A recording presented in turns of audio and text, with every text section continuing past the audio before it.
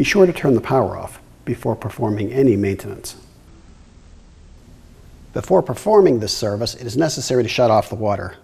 Find the saddle valve, turn it clockwise until it stops.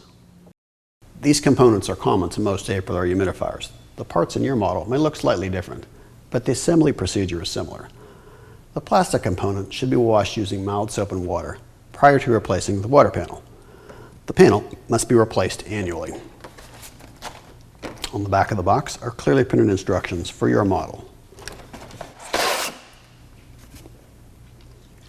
The spray paint mark indicates the top. Let's slide this together.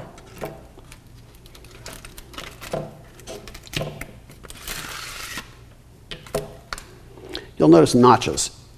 These notches line up with the tabs in the distribution tray.